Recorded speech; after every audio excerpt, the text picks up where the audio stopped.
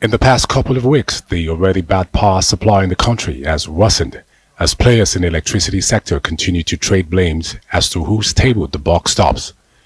Power generation companies, Gencos, under the Association of Power Generation Companies, or APGC, said the power shortage across Nigeria is worsening because they have been owed 1.6 trillion naira since 2013 by the Nigerian government.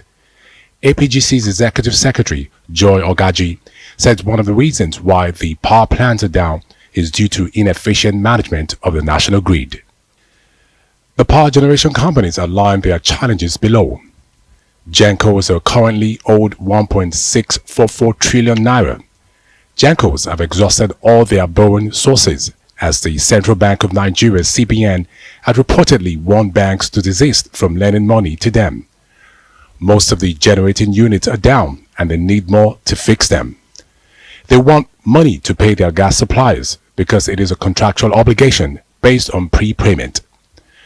The group of power generation companies says if these issues are sorted, more power will be made available to Nigerians.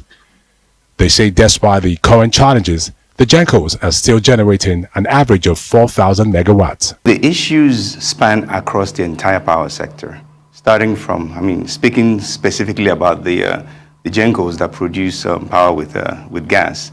It starts from gas generation to gas transport, all the way to the generation of electricity, transmission and distribution. The entire system is broken.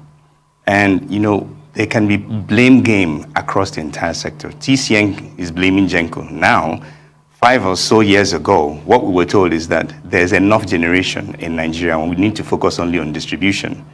Now we've left distribution and we're back talking about generation. So the entire sector is broken. Even if we generate, for example, 12,000 megawatts of electricity today, the TCN can't carry it. TCN can carry reliably only about 5,500 megawatts. So we need to address every single part of this sector. And the way to address it is not by government addressing it, it's by the private sector completely driving this. Otherwise, next year we're still going to be saying the same thing. But the debt claimed by the Gencos has been refuted by the Nigerian Bulk Electricity Trading Company, or NBET. NBET disputes the figures quoted by the power generation companies. It says, only companies with active gas supply and transportation contracts are paid for utilized capacity. That in the country, only 5 power generation companies with active gas purchase agreement, the GPA, are entitled to be paid for unused capacity. They also claim that the Gencos have the capacity to generate 9,000 megawatts, but are not accurate, as inspections by NBET have shown that the so-called capacity does not exist. We have about 11,000 kilometers of gas pipelines in Nigeria today.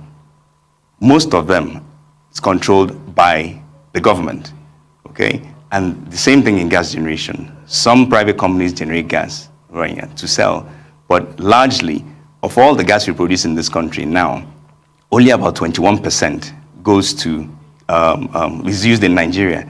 Out of that 21%, part of it is used for petrochemicals and other things. A little part of it is now used for power generation. So the only way we can start to solve this problem realistically is we need to completely unbundle this. We don't need a system operator or a market operator.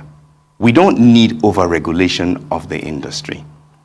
Nigerians are calling for a review of the electricity agreement entered by the federal government because since 2013, when the power sector was partially privatized till date, weak and inadequate infrastructures in the areas of transmission and distribution have continued to make the sector inefficient with poor results. Benny Ark, Arise News.